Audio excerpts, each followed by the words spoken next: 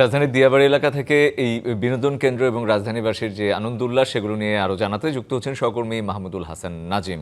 নাজিম, বিনোদন কেন্দ্রগুলোতে নগরবাসীর উপস্থিতি, উচ্ছ্বাস কেমন দেখছেন? পাশাপাশি এও জানবো যে প্রতি বছরের মতো এবারও আসলে আয়োজনগুলো আসলে একই থাকছে কিনা বা নতুন কিছু যুক্ত হয়েছে কিনা সেই ঈদ আনন্দে।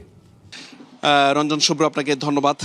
ঈদের কিন্তু আজকে তৃতীয় দিন, সব মিলিয়ে কিন্তু দিয়াবাড়ি যে বিনোদন কেন্দ্রটি রয়েছে সেইখানে, যেটি মেট্রো রেলের উত্তর স্টেশনের পাশে খোলামেলা জলাশয়ের পাশে কিন্তু অবস্থিত, সেখানে কিন্তু সব বয়সী মানুষের একটি উপস্থিতি ছিল। এবং আপনি যেটি জানতে চেয়েছেন যে আসলে অন্যান্য বছরের মতো আসলে ঈদ আনন্দটা আসলে নগরবাসীর কাছে, যারা ঢাকায় ঈদটা উদযাপন করেন তাদের কাছে কিন্তু ঠিক আগে যেরকম ছিল তার সাথে এইখানে ব্যতিক্রম তারা বলছে। বিশেষ করে যে এখানে বোর্ড রয়েছে, এখানে নাগরদোলা রয়েছে, যেটি আসলে জলাশয়ের পাশে, মেট্রো রেলের পাশে একটি মনোরম মনোমুগ্ধকর পরিবেশে সন্ধ্যার পর থেকে কিন্তু বিভিন্ন বয়সের মানুষের আনাগোনা কিন্তু এখন পর্যন্ত, সেই দুপুর পর থেকে।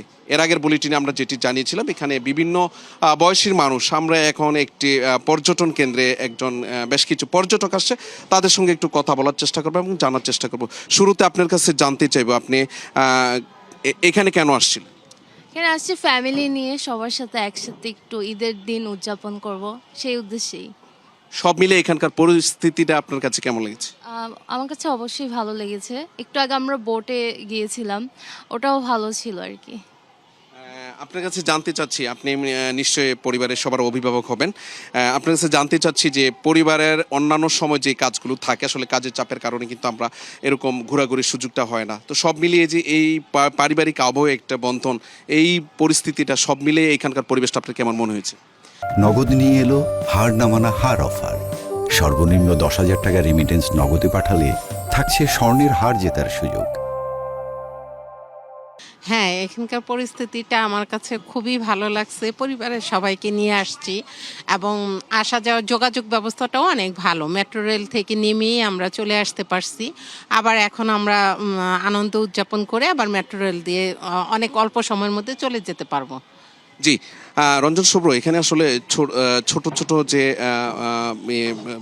বাচ্চা রয়েছে, তারা তাদের বাবা মার সাথে আসছে, সেটি ছোট একটি যে বলের মধ্যে রয়েছে, সেই গড়াগড়ি করছে আসলে পুকুরের মধ্যে। যে এই ধরনের শহরের মধ্যে এই ধরনের পরিস্থিতি বা এই ধরনের পরিবেশে তারা দেখে অভ্যস্ত না।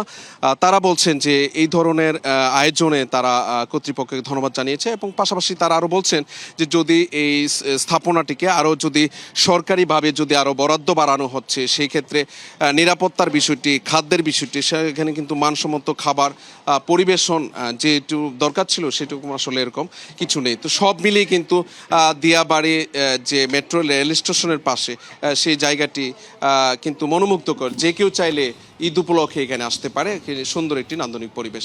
তো সব মিলিয়ে দিয়াবাড়ির যে বিনোদন কেন্দ্র থেকে ছিল আমার কাছে তথ্য। নাজিম, আপনাকে ধন্যবাদ।